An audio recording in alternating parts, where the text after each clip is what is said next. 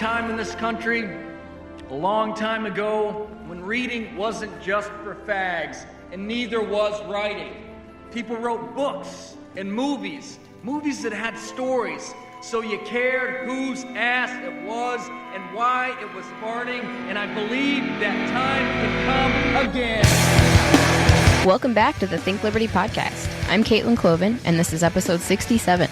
We've got a lot of interesting topics to cover this week. British royalty had a hot take about video games, of all things. The Democratic presidential primary is heating up with more candidates announcing, and Che Guevara is being compared to Jesus. Before we get into all that, though, joining me this week is the man that almost needs no introduction now, Lonnie Dupree. How are you this evening? I don't need an introduction? Well, you're on every episode now. Like, you're pretty much the highest level of co-host there is. Nice. Yeah. I feel like I've really achieved something. Right. Wow. So how have you been? What have you been up to this week? Work.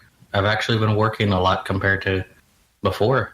You know, whenever I would just kind of work a little bit, I'm working a lot. Oh, that's good. That's good. That's very, very good. Yeah. I spent the weekend in California at the California State LP Convention. That was a lot of fun. That sounds both fun and horrifying at the same time. I think that's a pretty good way to sum it up. Their business meetings got pretty intense. I chose to sit those out for reasons due to my sanity. I can't stand business meetings and LP stuff. But no, I got invited to go out there as a speaker. So I did a panel with Risa Willis on social media. So we did that, and that ended up going really well, and got to meet a lot of cool people and hung out with Vermin Supreme. So that was really fun. Always a pleasure to hang out with Vermin. Yeah, I really want to meet him. He seems like a cool guy. He is. He's really fascinating to talk to, actually. He's not just, free ponies and a boot on the head. Like, he's always good for a good conversation. So yeah, like I want to meet the man behind the character, you know what I mean? Yeah, definitely. I was kind of nervous to meet him the first time. It's he plays this character of, he's Vermin Supreme, he's the guy with the boot on his head, but he's always got good stuff to talk about, and he wants me to run a social media for his presidential campaign. So I'm really excited about getting that going. That would be fantastic. It really would. It's kind of what you want on your resume for social media consulting, is working with a presidential candidate. It's kind of when you made it. I'm just trying to imagine, say 5 years from now or whatever, you're this big social media hotshot or whatever, and someone, some big company, they're like, all right, so yeah, we need you to take over the new Walmart, social media program that we're doing. Couple of questions first. We looked at your resume. Who is Vermin Supreme? That's always going to be a really good conversation starter.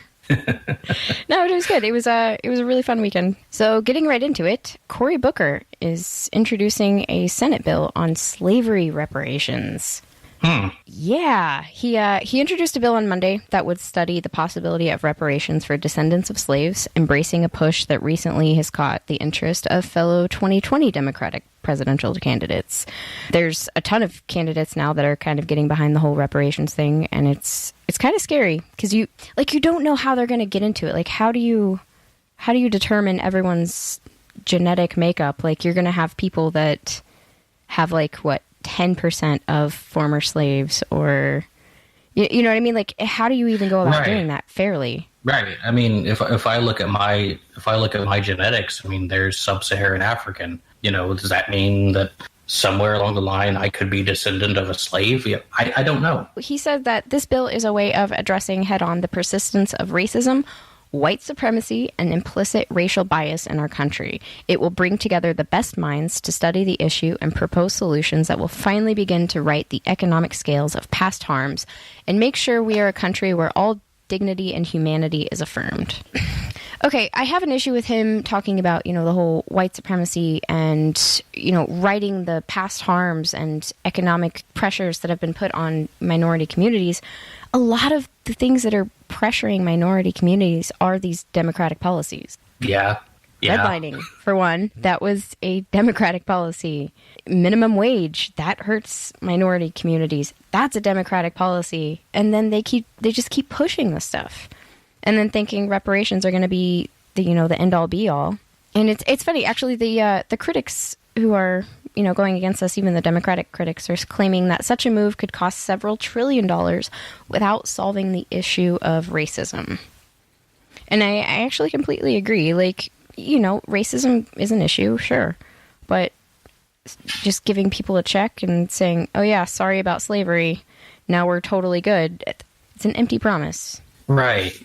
I, in a different way, I have been the recipient of, racist remarks or racism, I guess you could say, being mixed race. But the government handing me a check isn't just going to, oh yeah, this totally just makes everything better. This makes growing up so much better. Exactly. I mean, that's, and what I think I remember what Elizabeth Warren's reparations plan, like, I think I divided it up to see like how much each individual would get, and it was like nothing, like $1,200 or something ridiculous like that. And it's like, how is that supposed to be a fair reparation for slavery? Like, how, right, $1,200? Like, sorry, you went through all that, or your several generations back family went through that. Here's $1,200. Like, I'm sorry, but that doesn't excuse it. Yeah, like I don't forget the exact number, but it was something. It was like a low kind of number like that, and it it seemed like it'd be more insulting than anything else, Right, and I think it just completely ignores all of the other economic factors and all of the other things that I would qualify as systemic racism or systematic racism. He even mentions, many of our bedrock domestic policies that have ushered millions of Americans into the middle class have systematically excluded blacks through practices like the GI Bill discrimination and redlining. So address GI Bill discrimination and redlining, minimum wage, and all of these other economic factors that are contributing to keeping minority communities in poverty. The drug war is a huge one that keeps people in poverty because people get busted, and then you have these broken homes with one-parent families because the other one's in prison. That contributes to poverty. There's the welfare system. All of these other things could have a much more lasting impact than a one-time check of, yep, sorry about slavery, here's $1,000. It seems really silly when there's so many other things to fix that would be way more lasting. It's a permanent fix to something, and it might take a generation or two to level the playing field, but it's just mind-boggling to me that you can just cut a check and call it a day and think that you're going to fix racism. To me, that sounds like it would be very, very insulting, just to think that you can just buy me off. Here's your check. Don't bother us again, please.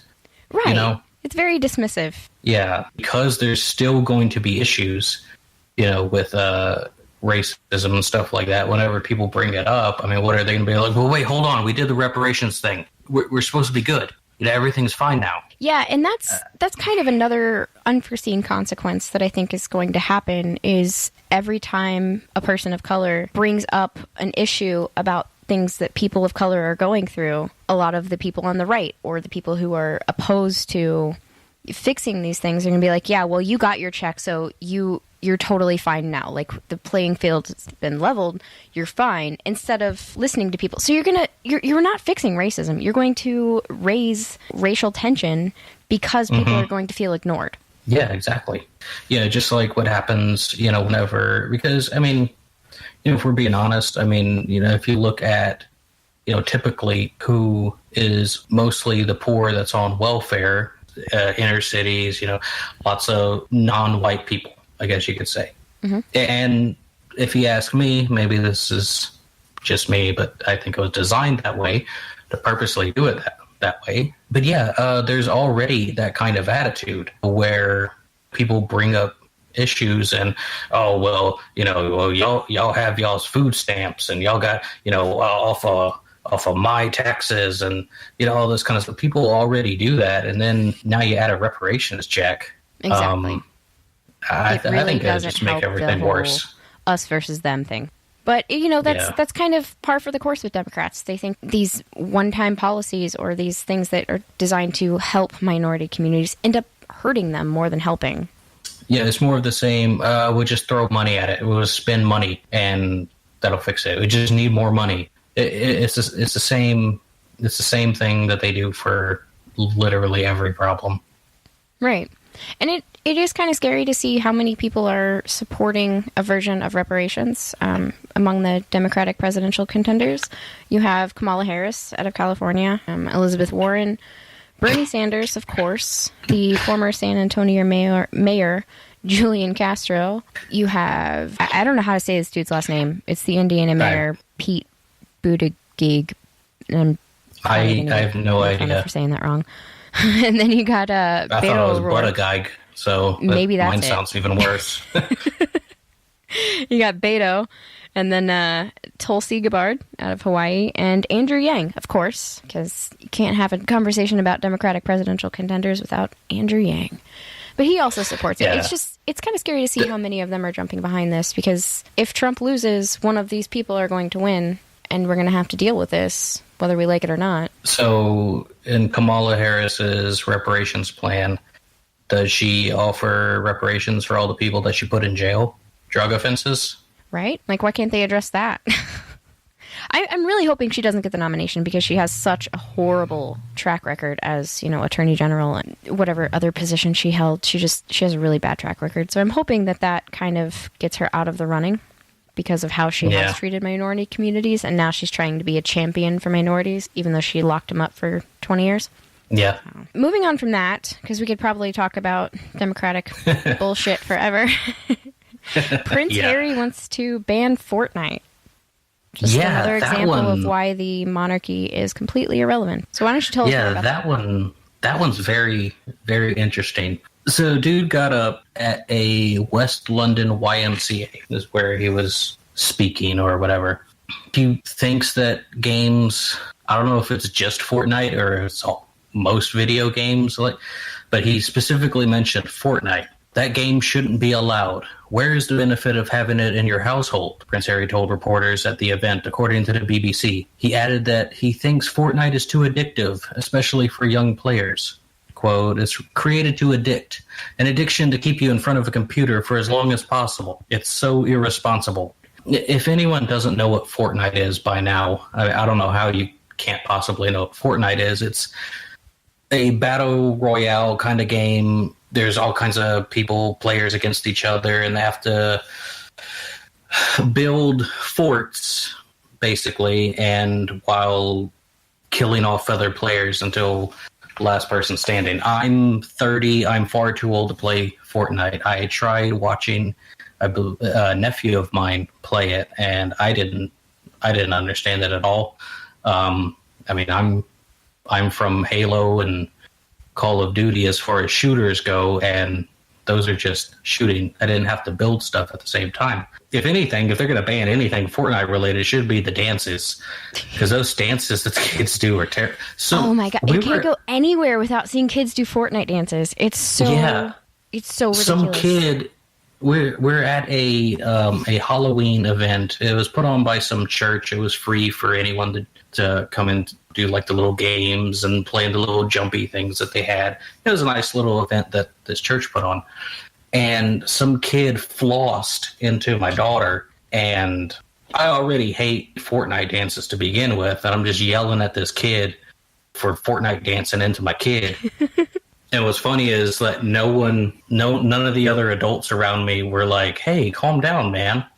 They were just like shaking their head at the kid and stuff like that. And it's like, you can tell that parents are fed up with this game, but it's so bad. My son, he's 5. He had his first school dance a few months ago, and we went to this dance or whatever, and it was 200 kindergartners all trying to floss at the same time. Oh my god. I think that's what hell is. Like, if hell is real, it's a kindergarten school dance where they're all flossing. It's worse than whenever all the kids were dabbing. Oh God, that was everywhere, bad too, for but not everything. even close. Like it's like epidemic level. Yeah. But, back to the banning thing and him saying it's addictive or whatever. People have studied if video games can be addictive. I mean, I guess think you can get anybody who's addicted. played video games can kind of attest to there is some sort of addiction level there. I mean, Oh, some yeah. people I can mean, play video games for 14 hours straight. Yeah, I mean, I've taken days off of work whenever, certain games were released so I could play them on the first day and play them with my friends online and stuff like that. But kind of like whenever you talk about it being addicting and, all these kids are playing it, well, that's where all these kids' friends are. So this is this new way of socializing. Right. It's a new social tool. Yeah, It does help kids with that. And it's just Right. kind of the evolution of communication. Times change, methods of communication change, kids' hobbies change.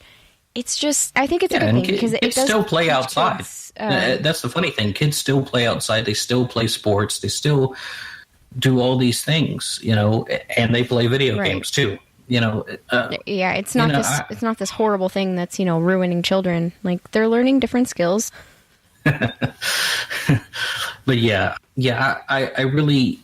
I don't see a great harm in it. It's very annoying, but literally every generation, there's been something the kids were doing that was going to scar them for life. And Just like in the 80s, they let's- wanted to, there was people trying to ban rock music because it was right, yeah, devil and worship or whatever. and censor it, and the PMRC, Tipper Gore, Exactly, yeah. all that. Yeah, and let's see, Pokemon Oh, was God, yeah, I remember that. whenever I was younger, Pokemon was a big thing. There was That actually got banned at our school. They banned Pokemon Game Boys, Pokemon cards, all that stuff because it was it was ruining the children. Like, it just made a Right. generation of nerds. Yeah, so that was the thing whenever I was younger, and then a little bit after Harry Potter came out, and there was still kind of like that thing where there was the wonder about the harm on the mind because these are fantasies, and in Harry Potter, they use the real Latin words for real spells, and I'm sitting here like, magic ain't real, right? Right. Like, magic isn't real. Yeah, I mean, so every generation has a thing. Apparently, this youngest one's Fortnite, and the next one will be something else, and we'll look back and we'll be like, man, that was pretty stupid. Right. What I'm kind of wondering is, would it be a crime in England or in the UK if you were playing Fortnite or any kind of game with a member of the royal family and you called them names and you told them that you were going to bang their mom, who technically is the queen? So is that a crime? That's I don't know. probably what happened is like he was playing Fortnite and some 12-year-old said something about his mom. So he's like, you know what? We need to ban it. We're banning Fortnite. Yeah. So that's also probably in the what it news, is. Representative Eric Swalwell, a California Democrat, is running for president. Another one is announcing. This is insane. What are we up to? Like 30 Democratic candidates? I have no idea. I lost count. I stopped counting a while back. It just, people keep announcing, and I just don't pay attention anymore. Half of Right. these people I've never even heard of. So Swalwell is one of the several lesser-known House Democrats eyeing the White House. Swalwell, a 38-year-old Iowa native who represents a safely Democratic San Francisco Bay Area district, has political ambitions beyond his current position. He came to Congress in 2013 by unseating a 20-term incumbent, Pete Stark, who at the time was one of the most powerful California House Democrats. And he did it by painting Stark as too out of touch with the district. And I only hit on this because that's kind of a skill that's needed when you're coming in as a presidential candidate with 30 other ones in there. You have a lot of older politicians who are also in the running that have a lot of steam behind them. So he might come out of this and become a front runner if he has that skill already. You may have heard of him before, though. He is also the one who tweeted about using nukes on citizens. This guy tweeted about somebody had posted, we need guns, that's our Second Amendment right, so we can fight back against a tyrannical government. Swalwell tweets back, and it would be a short war, my friend. The government has nukes, too many of them, but they're legit. I'm sure if we talked, we could find common ground to protect our families and communities. That's just so crazy. Yeah. And now he wants to run for president. Yeah. Literally everyone should be like, seriously? You're the guy that said you would nuke people. Yeah. Yeah, and he did clarify, that was a joke, but that was a really weird joke. It's really not exactly a joke. Yeah, it's not exactly a joke you want to hear from someone. And then to follow it up so weirdly with I'm sure if we talked, we could find common ground. But if not, I'm just going to nuke you to protect our families and communities. Right, yeah. Totally makes sense. It's just insane. Yeah. These people think that, and especially coming from the Democrats, they're always railing on people's old tweets. They're kind of the Twitter Nazis, coming in and tone policing everybody. But this guy can say he can drop a nuke on people for having guns, and that's totally fine. Right. It just blows me away. I'm kind of reading up on him here, and it just seems like he's just like an average kind of Democrat. There's not really, I don't think there's really anything special about him. It's the same green economy, healthcare guarantees, of course, the support of same-sex marriage and abortion rights, like pretty much every Democrat. Even in the announcement article, he's called, your average House Democrat. Swalwell is a liberal, and if it were not for his presidential ambitions, he would largely blend in as one in the seat of liberal white men that still make up the majority of House Democrats. And this is supposed to be a promotional article, and they're just like, yeah, he's just another white guy. Yeah.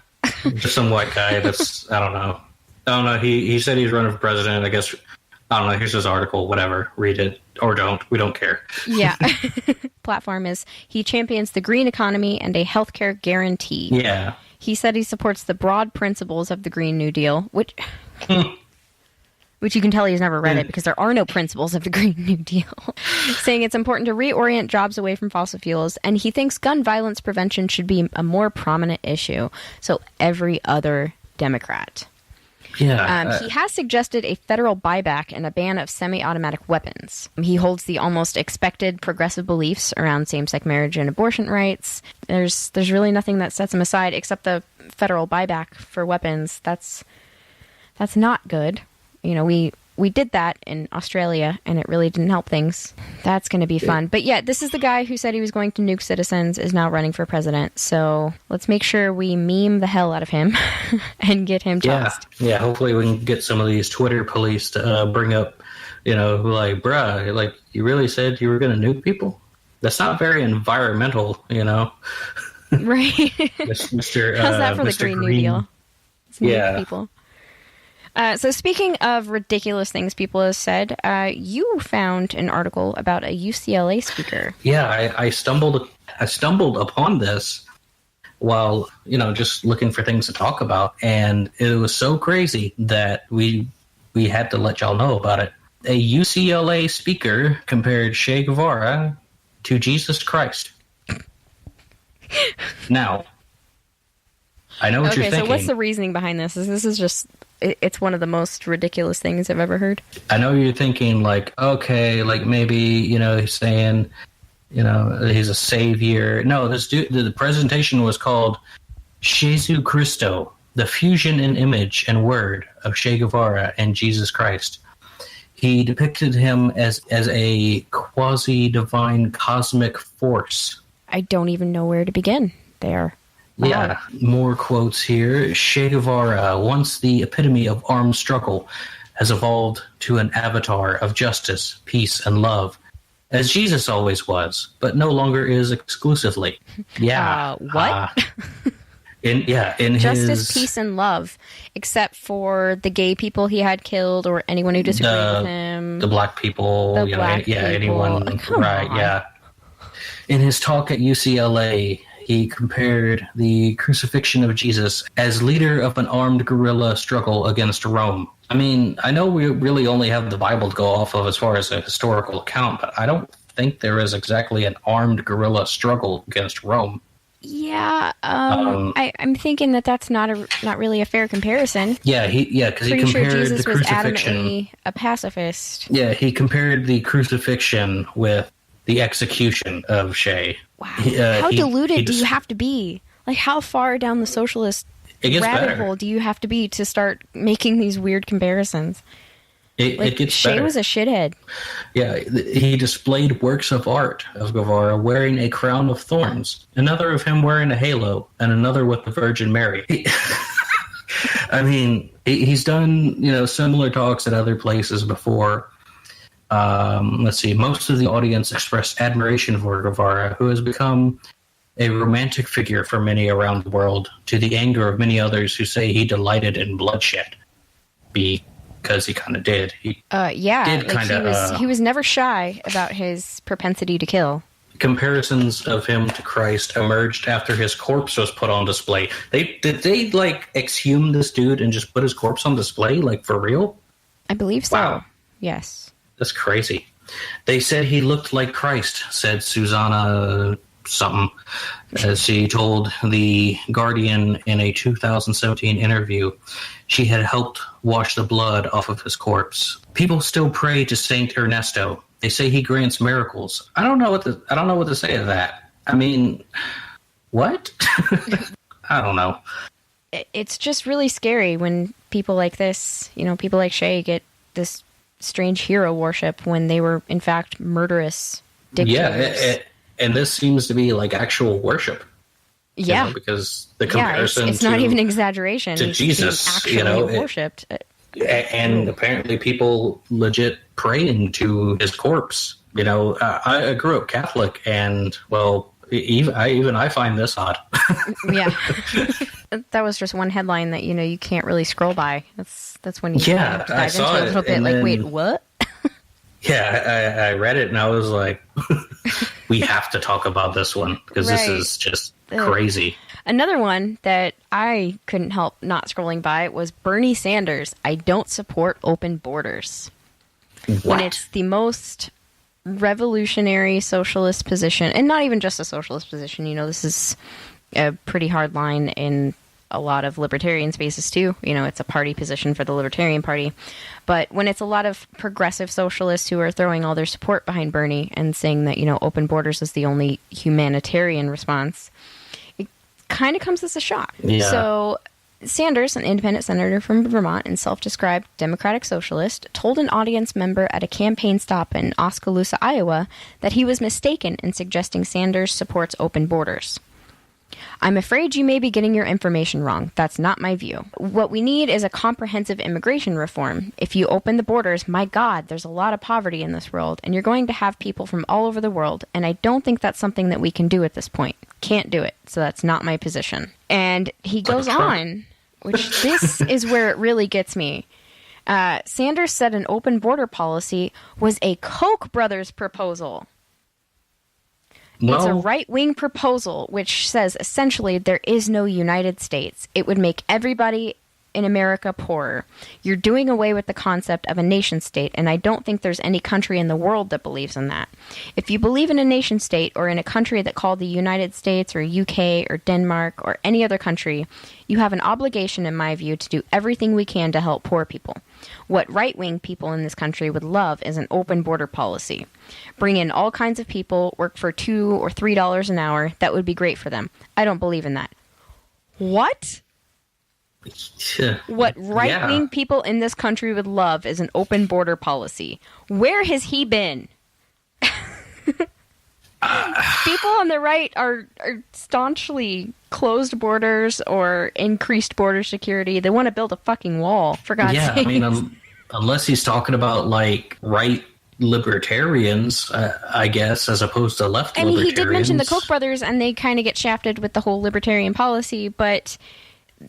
he's also called the Koch brothers, the right-wing, Trump-supporting people in the past, too. So is he trying to say that Trump wants open borders? And bring in all kinds of people, work for $2, $3 an hour. Actually, I'm not exactly opposed to that. I'm not opposed to working for $2 or $3 an hour. because people at least have a job. Prices come down when you eliminate minimum wage. Barriers to entry aren't there. You're going to have a huge spike in employment numbers. It's just really funny to see, a Democratic Socialist not jumping on the open border bandwagon. It says here that Sanders has supported legislation that would provide a path to citizenship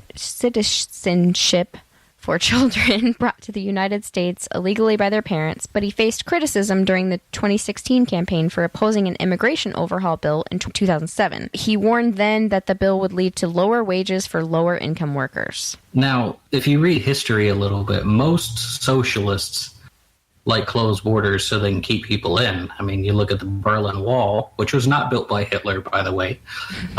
It was built to keep people from leaving East Germany because they were leaving to go to the capitalist West Germany that had all the jobs and stuff. Yeah. And he's not really calling for closed borders here. He's just saying that open borders is a right-wing position when it's really not. Yeah, I mean, when it comes to how people discuss, right and left wing in mainstream politics, you and I have a very different view on what right and left wing is. We see it as an economic thing only.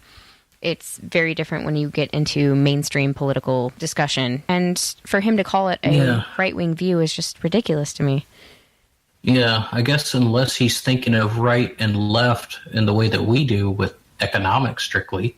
Yeah, but he doesn't know anything about economics. Yeah, so that can't be it. Right. I don't know. I mean, this is definitely a very confusing one. I kind of would have expected, not like an open border, but like for him to come out this strongly to defend himself against being for open borders, I guess it's very shocking to me. You'd think that he would try and be sweeping that one under the rug because he has such a huge progressive, millennial following. For president. Right. And they are so staunchly open borders. But, the whole lowering wages, it will if you remove minimum wage barriers. But in that case, you're helping the economy because you are flooding the market with all of these new jobs. Yeah. I mean, if you're so concerned about people coming in and working for $2 or $3 an hour. Yeah. So let's go with your, don't let all kinds of people in. Okay. Let's go with that. Remove or lower, preferably remove, but remove or lower minimum wage, and then all kinds of people have jobs. These low-paying jobs are going to people here. Then, maybe that's how you can kind of talk to people about it. Well, right, and that's kind of the whole. You'll still be accused of hating poor people, but right. But the Republican argument against open immigration is, well, they're going to take all of our jobs. Well, I mean, if you remove minimum wage, they're not going to be taking all your jobs because there's going to be a lot more jobs out there. And so his whole horrible nightmare scenario is all these poor people come here and then they work for $2 or $3 an hour. I'm pretty sure they'd be happy to have a job. It's kind of a good situation. Like I'm okay with that. This thing, I mean, already, people are coming to America either illegally or perhaps legally, and they're working lower than minimum wage jobs. There's citizens that are working lower than minimum wage jobs because in secret, of course, under the table. But it's not exactly the worst thing in the world for a 15-year-old kid to be working for $5 an hour stocking some shelves at a grocery store. Certain working conditions in some jobs may not be that great, but I mean, I've also worked at some places for the upper teens per hour, 17, 18 per hour, and the working conditions weren't that great.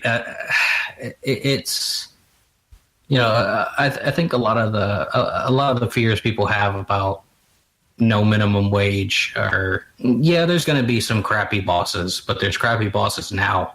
People are always going to suck. Yeah, I mean, that's why you have to, if you're in one of those positions, little run off on a little thing, maybe some advice for people. You're never stuck at a job.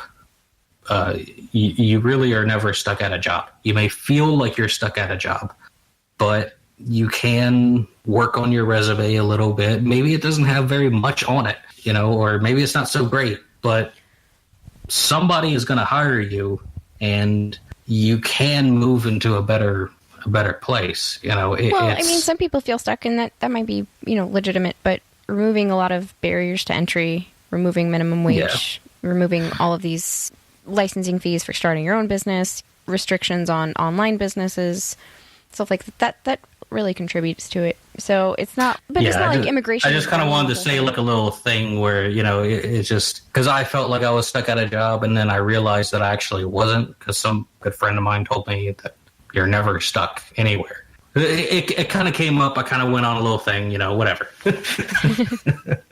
Yeah, no, for sure. Dr. Phil, whatever. We should have a new segment where you give life advice. That'd be great. Dr. Lonnie. Well, the whole Bernie thing, it just comes down to more of the left eating the left. 30 candidates in the mix. We could use a little bit more of that. Yeah, if that could be whittled down to Elizabeth Warren out of the running. That would be cool. Yeah, I mean, look at, what was it? It was one of the 2016 debates, and I'm sure there were more candidates than what appeared on there, but there was Hillary Clinton, Bernie Sanders, and O'Malley. I don't even remember his first name. Martin O'Malley, perhaps? I don't know. Oh, they had more than that. They had that, yeah. They had that middle of the road guy who liked guns. I don't remember his name, but I liked that guy. Webb? Jim Webb? I think so. That sounds like it might be right. Yeah, so they had more, but on the debate stage, those three people, and I don't think anybody asked O'Malley any questions. Right. Of course not. I mean, so three apparently was too many people, Well, it's going to look exactly like it did, or whatever. When for the Republican side in 2016. Like what? Right, yeah. Everybody was up there. Jeb Bush was up there. I mean, come on. Was great. I love it. I feel bad for Jeb. Yeah, I kind of feel shit. Please clap. Yeah. Whenever George Sr. died, he called George W. and told him that he loved him, and didn't get a chance to call, or neglected to call Jeb. I kind of feel that probably happened. Poor Jeb. God, that was so bad. I did feel bad for Jeb there. Well, anyways, before we go, we just want to remind our listeners that Think Liberty isn't just a podcast. We're also on all social media platforms. Just search for Think Liberty on Facebook, Instagram, Twitter, and any other platforms you use. And go to our website, think-liberty.com, for original articles covering all your favorite libertarian topics. And check out the shop while you're on the website as well, where you can find tons of original designs for shirts, hoodies, or whatever you're looking for. What was that? It's like, buy things. Give us money, please. Yeah. We need money. Before you're done listening, subscribe to the Think Liberty Podcast Network for almost daily uploads of new shows. Leave us a review and tell a friend.